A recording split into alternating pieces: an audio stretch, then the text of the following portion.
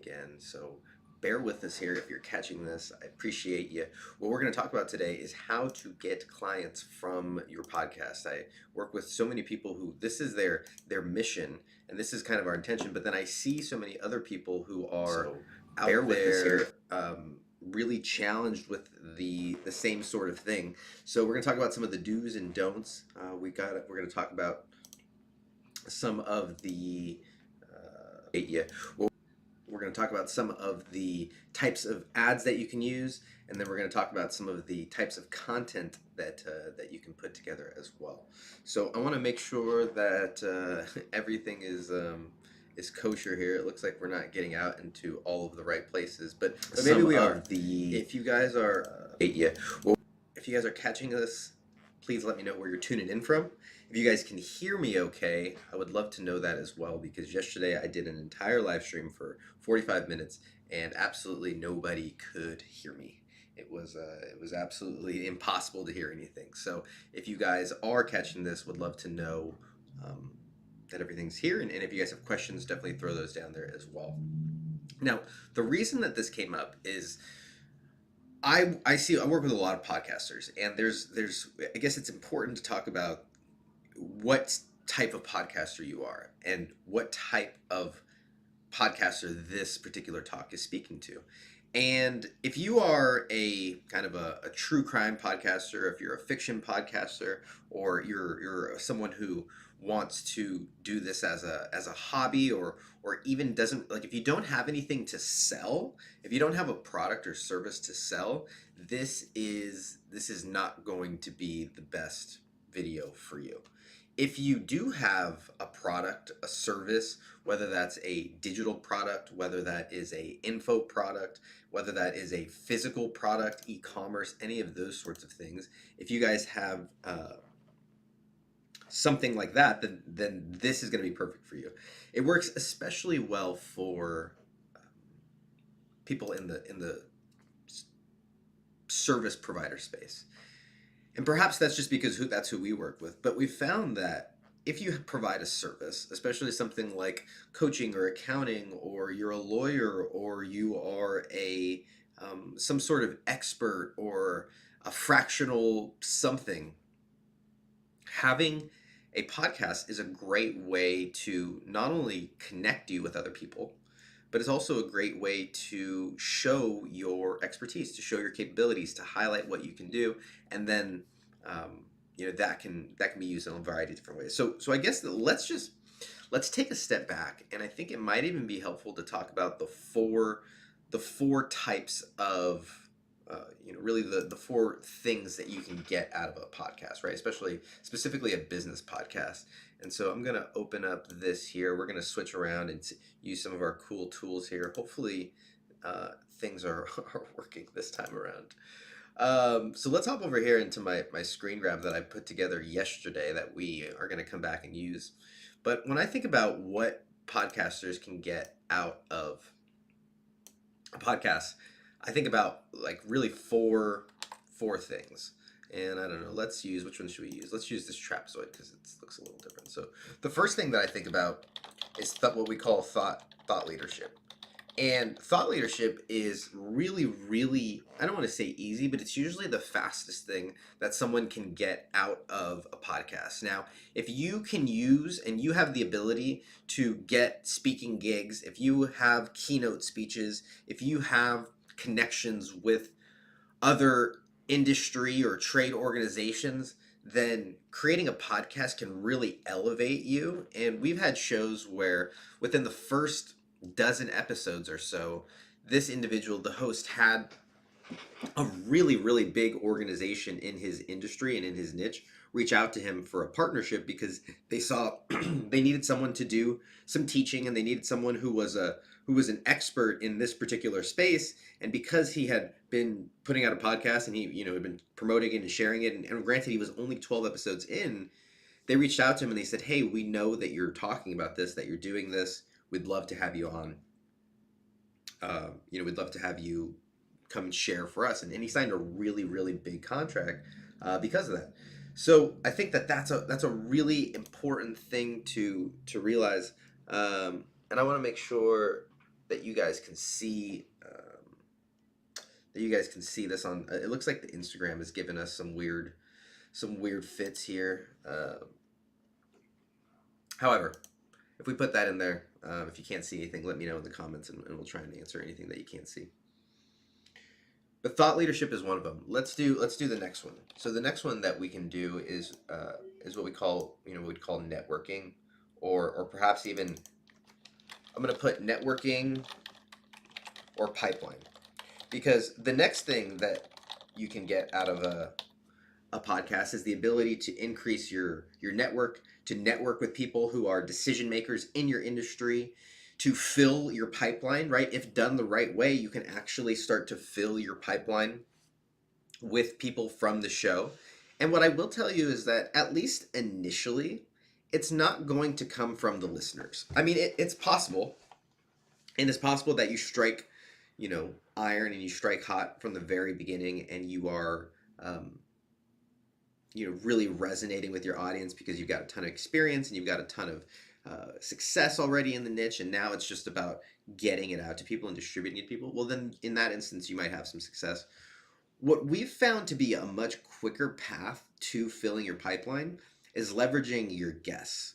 Now, I'm not saying to come in and start, doing a sales pitch to all of your guests, but what if a percentage, whatever percentage that can be, could be dedicated towards creating connections and conversations with people that can make those decisions. And so you might have to adjust your format a little bit. You might have to adjust even your topics or your show to make this make as much sense as possible. But when I look at some of the shows that we've worked with, another example is we had one show in kind of the inspirational personal development space. And on the, I think it was like their 12th episode, they had a rather big guest come on, at least big in that space, and they hit it off. They ended up signing a huge contract because that person ended up being in our hosts, our clients' ideal target market.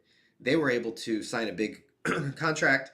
They ended up doing some more business together, and there's been some huge collaborations that have come from that person connecting with that individual, not as a listener, but as a guest. And we found that things like having a good follow-up process and getting them the links and the graphics and all that sorts of stuff really makes it possible to see some of those come to fruition, right? And then the last one, right? Now when we talk about these, like the third one is we might have, direct monetization. You might be able to directly sell to them. One other thing I want to put in here is that you can get out of it is obviously the content. And we're a big fan of taking that long form piece of content and then chopping it up and putting it in all the variety of places. And that's exactly the reason that we are doing this video today. I was sitting here thinking, I was like, I could either write about this stuff, or I could just talk about it and just kind of let the stream of consciousness come out of me this way, which is much more comfortable for me, comes much more natural to me. And then with the help of AI and some of the tools that are out there, we can take this and then we can even not only just summarize it and chop it up, but then we can expand on it. We can actually leverage some of these ideas to connect with other ideas and put that together in a way that's even more valuable. And so that can be a great opportunity for you when you're starting a podcast as well, is to create that content. And then we've got, monetization, you've got sponsorships, you've got, things like that. And just because you are selling your own product or your own service doesn't mean that you can't also get sponsorships. I mean, one of our biggest shows, they have their podcast is one of the biggest drivers for their business, which is a very large a large business, and then they sell sponsors. So it's like, why not? At a certain point, they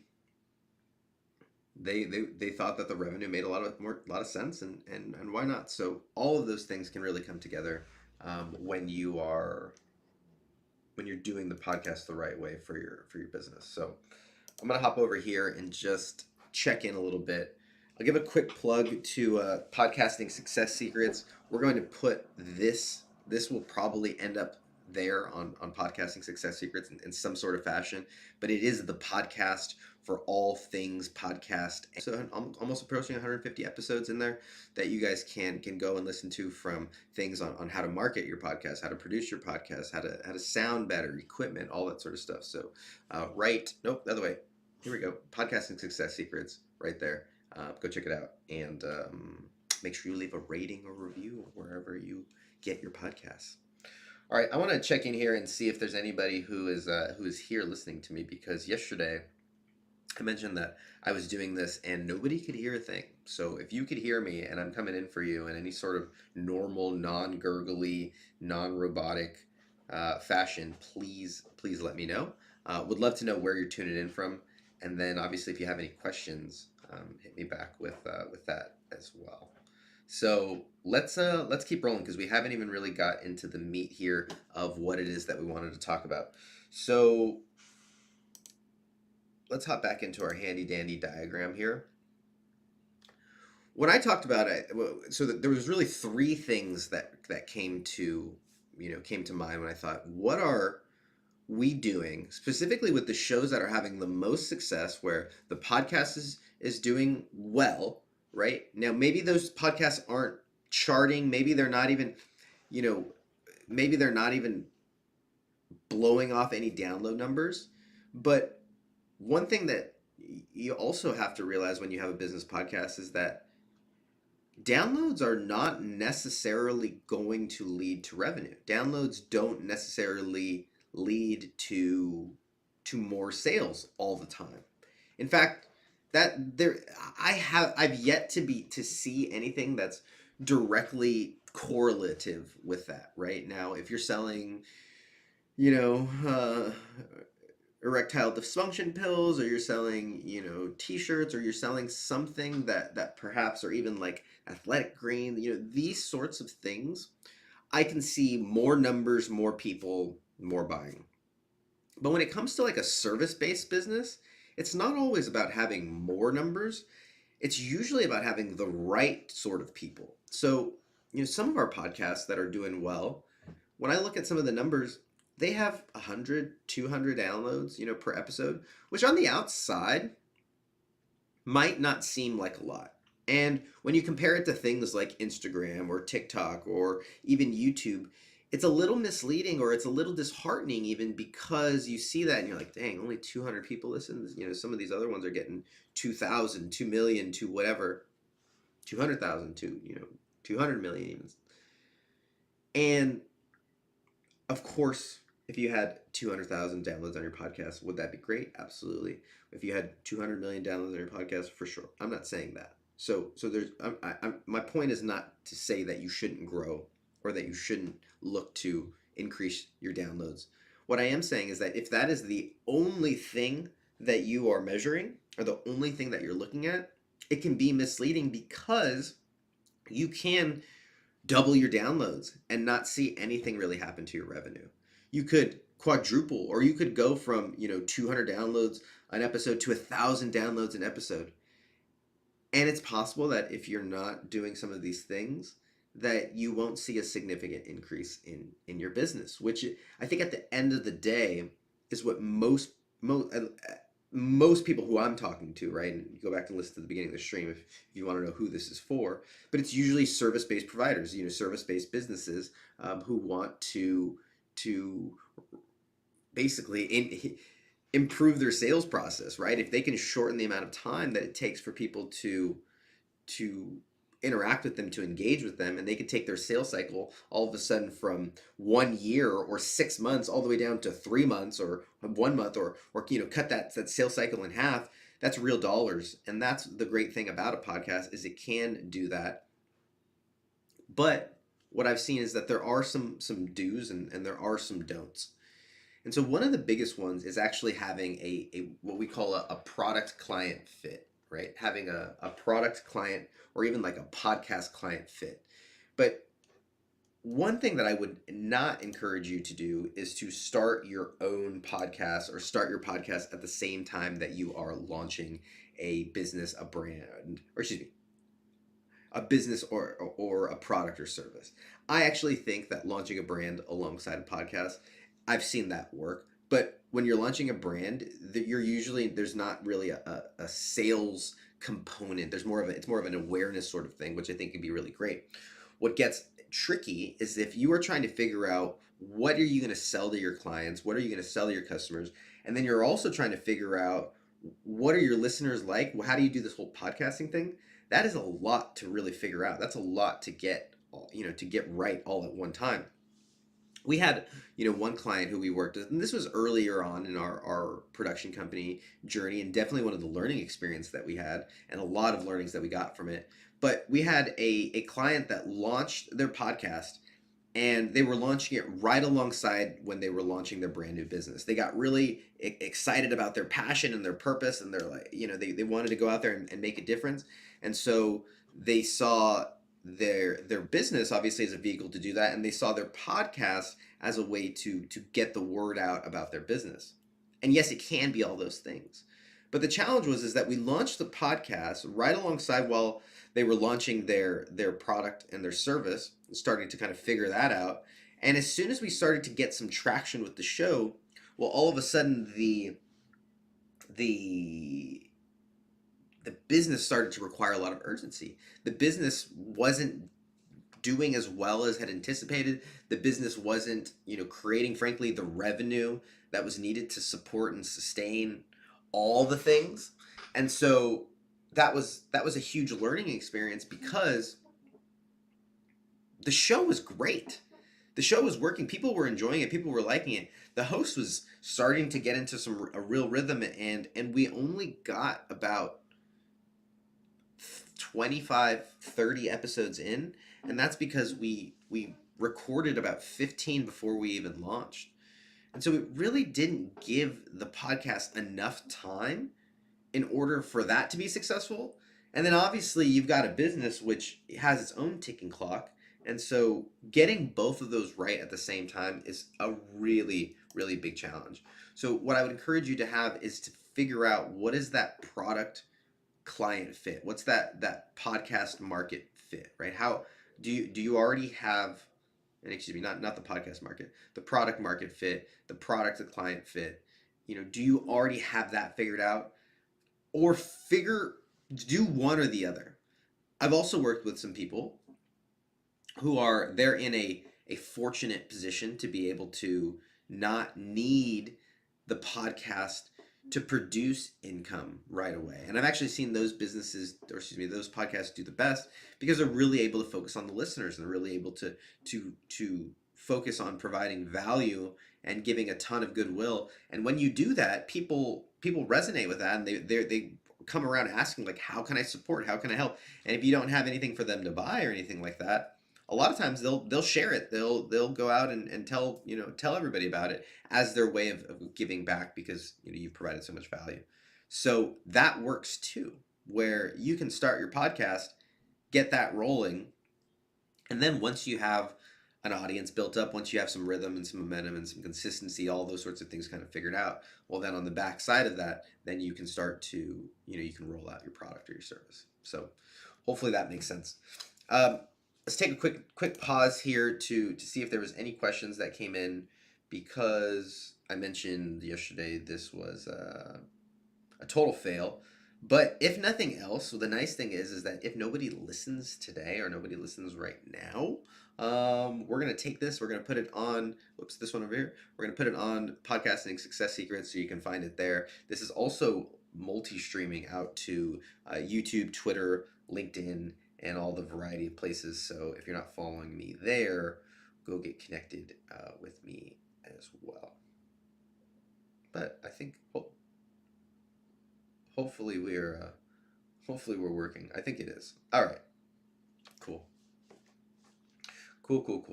Appreciate all of you being here. Check in and let me know where you're tuning in from. Would love to know. All right, let's move to our next topic, because once we've got our product market fit, okay, so yes, Hector, I know what I'm selling to my customers. I know what I'm selling to my clients.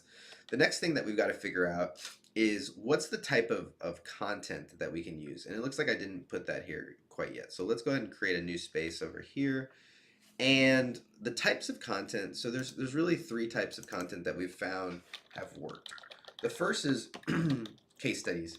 So I mentioned that our one of our shows has done really well, and they're a big show. Well, I don't want to say big show, but they're relatively speaking, they're bigger than a lot of newer shows. It's been around for a number. The show has been around for a number of years. 300, I think, almost 400 episodes in, and so a significant base there, right?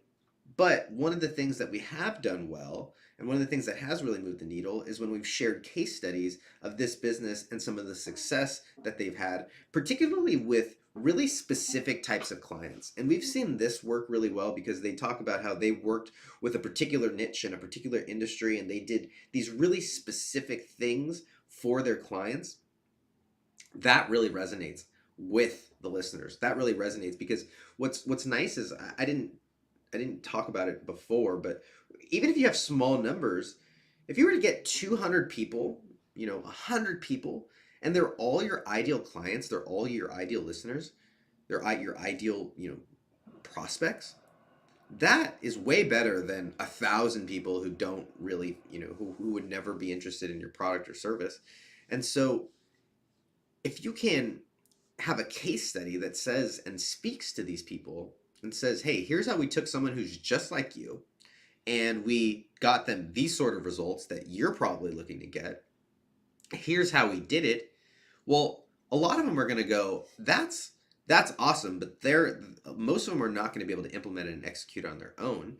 And we all know that even if you tell them everything how to do it, that's not everything that there is, right? So a lot of businesses, and I've ran into people over the years who are like, I don't want to give away any of my secrets. That's what they pay for, is my secret sauce. And it's like, yes, for sure. The ones who are willing to pay you for it and the ones who are able to pay you for it, they will pay you to just do the secret sauce for you. Like even if I had the secret recipe for, grandma's hot sauce or grandma's whatever, I'm not gonna make it.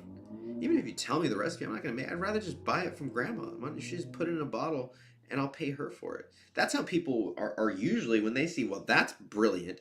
You're incredibly smart. I would just love for you to do that for me. Those are the clients that you want anyways. And so, case studies are a great way to not have to necessarily reveal everything, right? Either because you can share what you did, and obviously the client, or excuse me, the prospect is going to be able to glean a lot from that, and they'll be able to take and intuit a lot from what you're saying, but they're not going to know everything, and so case studies really really work well in that regard. Another one that we really enjoy are, we're just going to call them team features. And we've seen for another show, we've seen this particular strategy really work well, not only for clients, but also on the recruiting end. Because what's nice about when you start to feature your team or you start to interview them, two things happen. The first is that people go, wow, these people are smart. And it's not just the host, or it's not just the owner or the CEO or the executive or whoever the leader is that's smart and capable, talented, but they also have a whole team of people that are smart, capable, and talented in their own right. When I think about the people on our team, I have people on our team that are way better sound editors than I could ever be, way better video editors than I could ever be, way better at doing the things that they do than I could ever be. And granted, I have my own value, I think, that I provide to the team and some, strategic direction and creativity and all that sorts of stuff.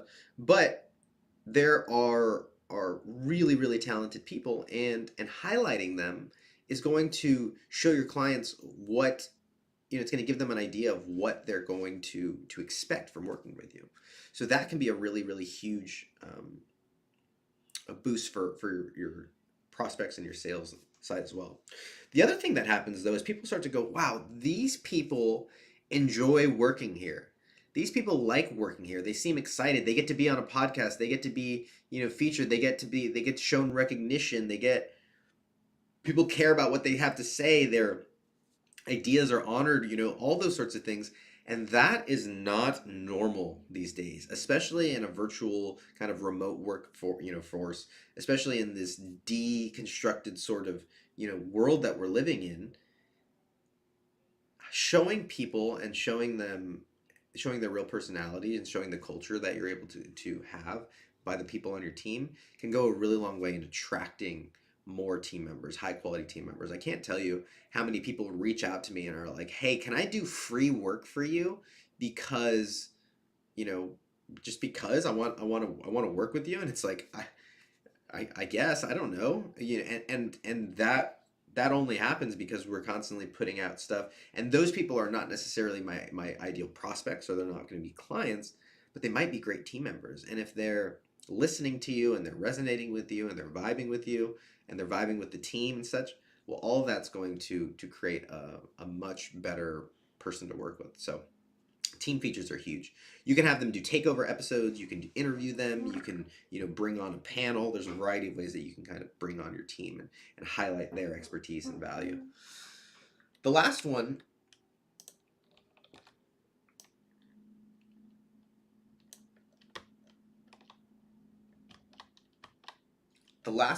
is, let's call this like what would I call this? Let's call this frameworks is what I wanted to call it. Frameworks. So this has been another thing that I didn't think would really move the needle, because it seems so obvious to me. I'm someone who's like, you can see from here, like I give away the farm, like, of course. Could you pay me for some of this information? I guess you could, but we have other things that you can buy from us, and we have other ways that we can serve you. Mostly if you need someone to do this stuff for you, right, to help you produce your show, so that you don't have to worry about these things, and you can just hop in and record and have everything taken care of.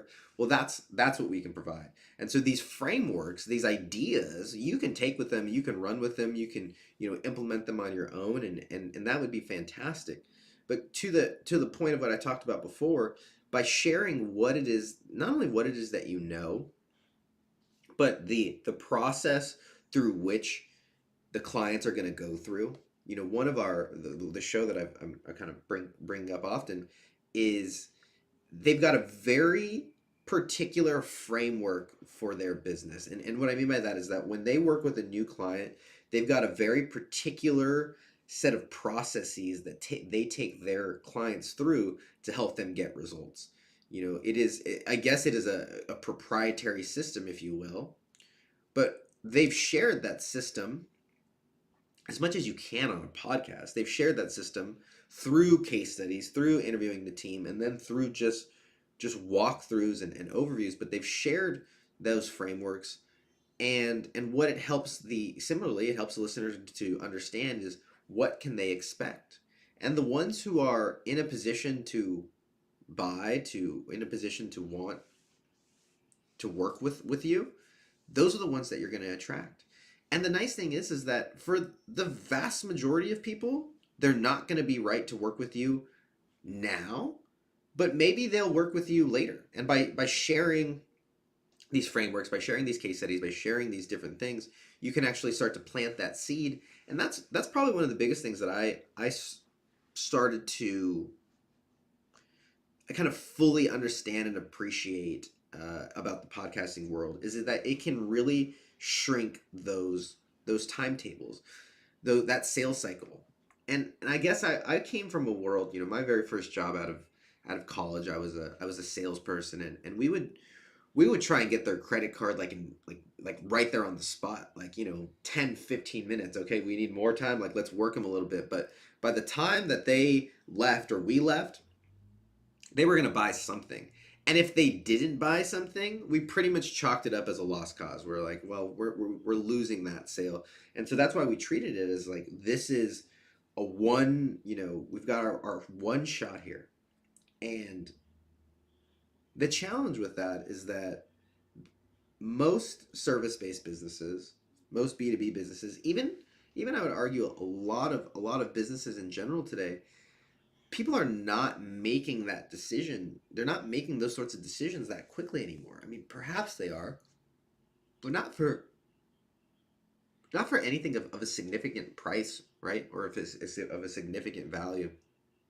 A lot of times they're going to take however much time to do research, to think about it, to weigh their other options, all those sorts of things, because all of those things are so readily available. And so if you can start to plant these seeds, if you can start to position yourself in the mind of your prospects when they are ready, when they are willing, when they are excited to come, you're going to be at the top of the list. And all of that work, all of that upfront work is going to already be done. And you won't have to go, hey, here's how awesome I am. Here's what great things that I can do. They're going to be able to, they're going to come to you and say, I've already heard all the amazing things you've done. I've already heard about how awesome you are. I've already heard about all, I already know what you do. I just want you to do it for me. That is a beautiful thing in business, when you can start to have people who are coming to you looking for, your whatever it is that you are providing, and that can come in a podcast. So let's hop in. Once again, I want to take a minute, see if there's anybody who is here listening live. Check in and let me know if you can hear me all right, or where you're tuning in from, because yesterday we had a rather big buffoon, and nothing worked. You couldn't hear anything. It was 45 minutes of absolute waste. Except the only thing is that I got some good practice for today. So hopefully today is less. There's less rambling and more value today. All right, let's hop back in and. So we talked about the 3 types of content. So if you're following along over here on the stream, I tried to put some things. So the first, this right here. So the first thing, right there. The first thing that we talked about was having a product market fit, having a product client fit, a listener client fit, a guest client fit. Making sure that you are not launching your product, not launching your service, your business at the same time that you are launching your podcast. Don't want to do that. Figure out one or the other first. The second thing that we talked about, damn, I gotta get better at this. The second thing that we talked about is the types of content. So we mentioned that you can, what I would call integrated content, because we're going to talk right next about the ads, the actual ad spots, how to utilize those. But the best shows that I've seen really use a mix of ads, actual, ad reads where someone's saying, hey, this is a little bit about my business and would love for you to come, and here's a website, and blah, blah, blah, blah. Check the show notes for the link. Like that sort of thing, which you definitely need to do. But then also having integrated content where you're sharing case studies that are full-length episodes that are actually valuable for a listener, but also the listener comes away going, wow, they are really good at what they do. They really know what they're doing. So that's right. We're talking about those case studies, team features, frameworks, all those sorts of things. The last part of this, right? And let's call it the mistake that I see, and I've made it too. And as I was preparing for this, I was like, dang, this is something that I could implement and improve on better or more. So don't think that I'm coming up here preaching from the pulpit saying, if you do not doing this, there's no way you can succeed, or whatever it is, right? Because we all have things that we can improve, and I think there's a big fear that if I put ads in, or I put sponsor messages in my show, that people aren't going to like me, that my listeners aren't going to like me. And what I can't promise is I can't promise that every single person is going to love your ads. You might have somebody who gets upset at the fact that you're taking a few moments to talk about you or your business or your whatever it is that you are trying to share with the audience, because it helps you to be able to sustain the podcast, and it helps you to be able to afford to live and afford to do the things that allow them to experience the thing that they're experiencing in that very moment. Are you going to have some people who are totally, absolutely wild and crazy for thinking that having any sort of ad in your podcast is abominable? You know what? You might have that person. And what I would say is like, screw them, like forget them. You don't want them in your audience anyways. You know, they're just not, they're not they're not seeing it correctly because it's a free thing, right? It's a podcast. So for people to not expect that you're going to have some sort of way that you can get, not only just not only getting a return. We don't have to even, I mean, for sure you should be getting a return if we're going to be in business, we're going to be doing this for our business, like there's that part of it.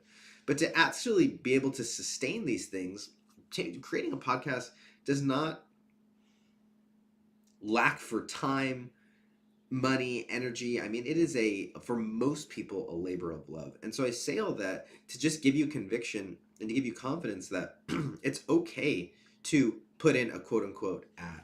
Now, what I would share with you is that you do want to be very conscious of the types of ads and the lengths of ads that you are putting in. You know, this show that I've been talking about a lot, what's really interesting is when I took over producing that show, we were already about, I say we, they were already about 200 and some odd episodes into the show. And it already had a kind of established audience, if you will. But when I took over, all of the numbers were crashing. So downloads were going down, rankings were going down. And I want to say, like, most importantly, but most apparently, was that all of the ratings and reviews were like 1 star, 1 star, 2 stars, 1 star, like almost to a T. Now this is from going back from before then. They had mostly 5 stars, occasional 4, whatever, but mostly 5 stars. And then all of a sudden to have 1 star, 1 star, 1 star, and to be almost exclusively 1 or 2 stars really got me thinking, like, what's happening? And so as I dug in, I started to realize that some of the shows had 3, 4, 5, 6 minutes of ad spots all at the in one spot. And so sometimes you'd have like 5 or 6 minutes of ad spots like multiple places throughout the episode. And so on some of the shorter episodes there was more ad reads than there was actual valuable content. So it's totally, in that instance, I totally understand why a listener would be upset, right? Like that, I think is abusing the relationship, and not treating the listener experience with enough care. And so what we did is we came in and we had to really think about how do we fix this, right? Because the show was still very heavily supported by sponsors. We had more, we had sponsors sold throughout the following year. So we had, I came on in like July of that year, and we had ad spots sold throughout the following next year. So it was almost 18 months or so of sponsors that we had already signed, that had already paid essentially, that were expecting to have ad spots. And we had all of these listeners complaining about the sponsors. I was like, what do we do? Well, these episodes were like 45 minutes ish or so, right? Like a kind of a standard interview episode. And so what we did is, the first thing that we did is we started breaking up the episode into different segments that would allow for us to place an ad and for it to not seem out of the blue. I think one of the big challenges that a lot of podcasts have is they just, like, when they're creating ad spots or like sponsor messages or whatever, they just drop it like right in the middle of nowhere. And like Joe Rogan is the worst at this. Like, so people point to these examples, and he's the worst with ads, if I'm being frank, because he breaks like the two rules of podcasts, the two biggest rules of podcast ads. The first rule that he breaks is he's way too long, and I've talked about that a little bit, but he'll do a 6-minute ad read for like one sponsor. And so that's why I think some people thought that, like, oh, that's what I need to do. I need to have these really, really long-winded sponsors to be able to, sponsor reads to be able to, to be successful or whatever it is. The second thing that he does is he drops them right in the middle of the conversation, where the guest or he is like right in the middle of saying something, and then boom, your Athletic Greens or your MeUndies or whatever is jumping in, and it's kind of startling. And like, is there something to say that that's going to get the listener to actually listen the most? Perhaps. And I think that, you could say that, but is that going to create a good listener experience, or is that going to make them like happy or want to hear the ad? Like, I don't think so.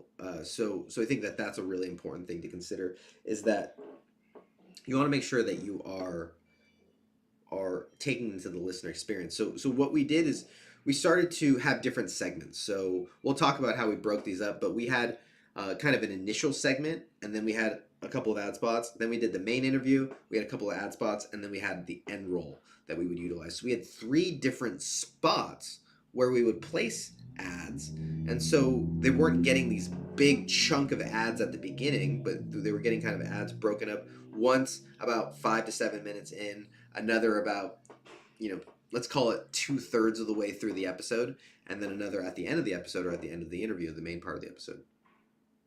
So it gave us 3 different spots. And then the second thing that I would say is to keep them short, right? Especially if you're selling your own products or your own services. You have 3 different spots to utilize. So don't get all long-winded on all of them. They're like you've still got them for the rest of the episode.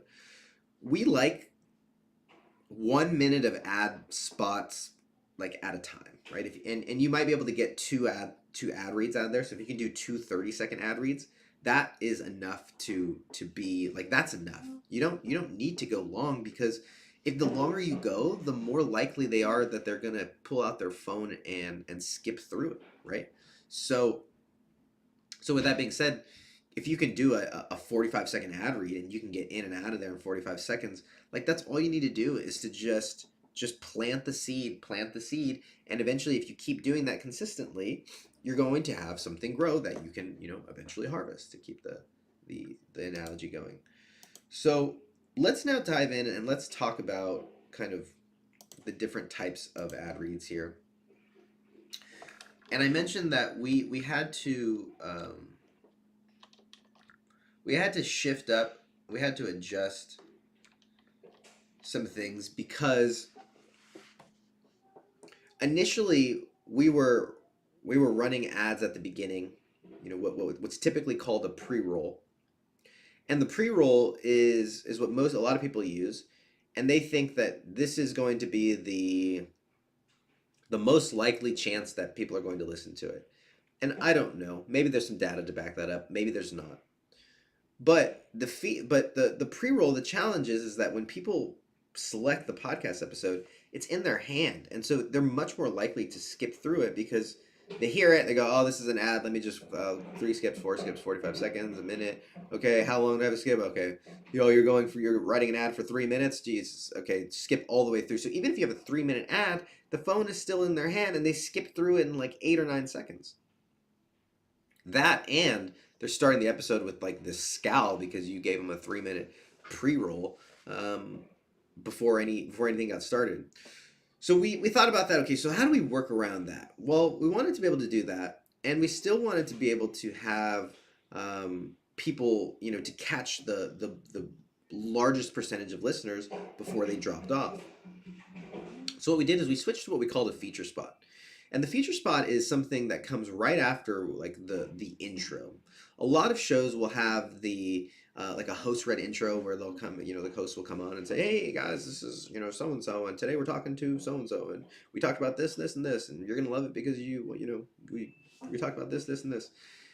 And they have that kind of monologue before they get into the main interview. Right after that monologue is a great opportunity to insert, sort of the ad, or do the music and then that. But you can see that creating that, or a lot of people will have like a teaser and then sort of some music. But we like dropping the feature ad right after these sort of like initial segments. Because if you can, on this show that I'm thinking, or that I've been talking about today, we used to play like a musical intro. It would be like ads, a musical intro, and then the host read, or the host kind of episode would be, with the host and the co-host, and that would be like a 45-minute block. And so all the ads were preloaded at the beginning and preloaded at the end. Well, instead, we had the host come in and they would banter for several minutes, 3 to 5 minutes, where they'd kind of talk about what's going on in their lives, and just kind of get the audience relaxed and comfortable, and create some relatability between them and the guests before they get into any of like the technical or the teaching or the actual industry specific stuff. And then we would do the music, and then we would go to an ad. And what this did was it created another spot here. And what I also would encourage you to do is to get your listeners excited to listen to the ads. And what I mean by that is don't have boring ads. So if you're going to have it, like, don't have boring ones. Switch them up often, right? So have a variety of different ads, and hosting providers today make it really easy to kind of switch and swap and drop different ones in there, or to have a variety of different options going even at the same time. So make sure that you've got some variety there, but also use some humor. Share some behind the scenes, split them up. When you sometimes you might not even do like a real ad. We had one of our shows where they would have quote unquote ad spots, but they wouldn't really be ads. They would just be the host kind of sharing something silly, or something, some sort of silly idea with them for 30 seconds, and then it would jump back to the interview. And so switch it up and mix it up and keep people off their on their toes, where they don't know if they're going to hear something funny or they're going to hear something real, or maybe it is an ad. And if it is, great. They know what it is that you're doing, and if it's right for them, it's right for them. It's not, then you're out and done in 30, 45 seconds, and all it is a seed that was planted. So that feature spot, we like to keep at the beginning of the episode, usually like 5 to 7 minutes in, and that would essentially take the pre-roll spot. So I wouldn't suggest having a pre-roll and then a feature, right? We just do the feature instead of the pre-roll because of all the things that I talked about before. Now, the next one is probably the one that's most common, and that's the mid-roll. And the mid-roll is once again, the rule for the mid-roll is find a spot where it makes sense. And so if you are adding these ads in after the fact, you may not have like an easy break, or it may not be like a setup. Radio personalities are really good at this because they have to get people to listen to the commercials and stick around without switching the dial, right? And so they would do a lot to hook the listener into wanting to stick around and wanting to come back and listen to what was on the other side of the break. And so that's helpful, right? To obviously get your listeners to stick around, but the people can still skip through it. So give them a reason to listen to it, right? Both by breaking it up, behind the scenes, humor, all those sorts of things.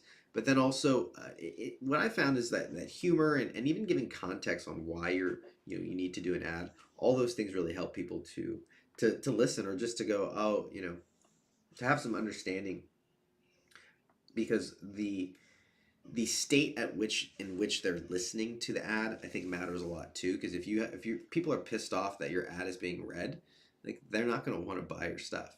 So the mid rolls are really about finding a place that you can drop it in where it makes sense in the flow of conversation, or where what you might even do is when your interviews start to tee up a break. And I like to say, so and so, we talked about this so far, and we talked about that so far. When we get back from break, I want to talk about this and this and this, and would love to get into this. So all y'all stick around. We'll be right back. We got to pay some bills, something like that. And it's simple, easy. Those who really don't want to listen to commercials, will they pick up their phone and skip through it? Yeah, probably, I guess, but they could do that anyways. And the rest of them are going to go, oh, okay, we're going to be right back in a few minutes, and I'm excited to hear what it is that they were talking about, or that they said they were going to talk about on the way back. So mid rolls, that's what you want to do. You'll see in here one of the things on there that I have labeled as a bumper, and bumpers are just like little musical sounds, like little whoosh, or like a little ching, or a chime, or a ding, things like that kind of help the listener in their brain to know that there's some sort of transition happening. So you don't have to use those. Sometimes you can just use a few seconds, not a few seconds, that's a long time, maybe a second or so of dead space, or air, empty, no sound, and then come back into whatever the next part of the segment is. The last thing that I want to talk about here, and I guess I'll take a quick pause to come up for air, and also hop back here, check any of the variety of places. I think the multi-stream worked today. If you guys are catching this, would love to know if you guys are catching it. But Let me know where you're tuning in from. But we should be live on LinkedIn. We should be live on YouTube. We should be live on Twitter, Facebook, and Instagram as well. So I don't. We'll see. We'll see what comes of this. My good friend John Lacey is the one who pushed me over the edge and got me excited to do this. And one of the reasons is I was sitting here thinking about this particular topic, and I was like, man, I really don't want to write a newsletter. I don't want to write anything. I would love to just come in here and talk it out and talk about it. And then what we'll do is we'll take this recording, we'll put it onto Podcasting Success Secrets, we'll chop it up. There'll probably be some YouTube clips in here. Maybe there'll be some Instagrams or whatever it is. And then we'll also take it and turn it into a LinkedIn newsletter, right? So maybe it'll end up on Substack, but we'll take this content and then have our wonderful robot AI geniuses synthesize it into something that someone doesn't have to sit. I mean, I've been talking for 50 minutes. Jesus.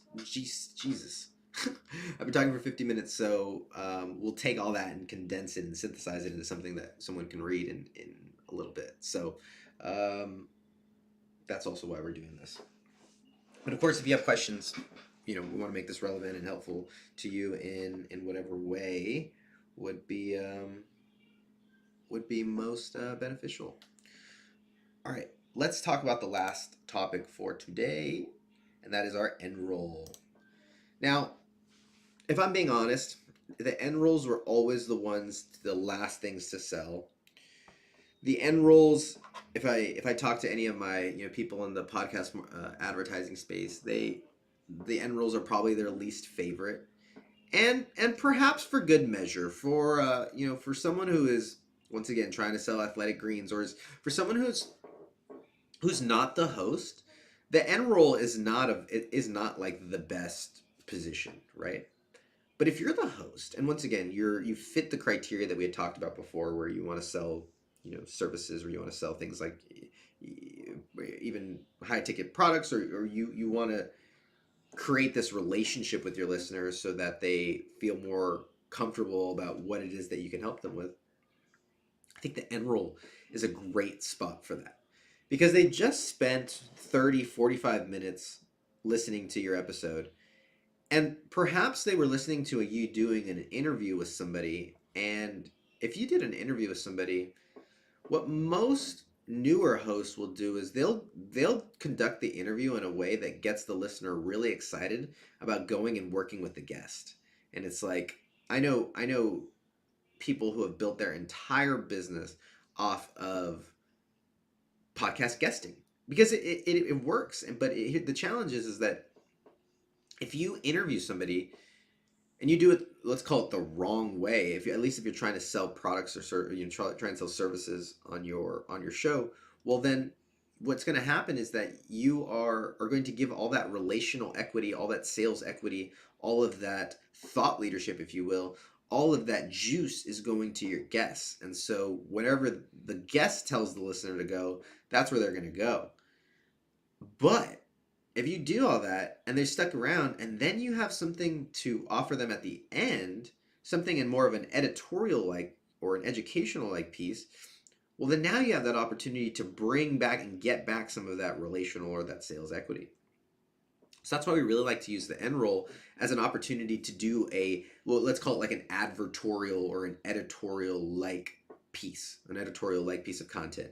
This is a great place to teach on a topic for 5-ish minutes, right? I don't know how much longer I'd go than 5, but you can take and you can go deep on a topic for 3, 4, 5 minutes and do some teaching.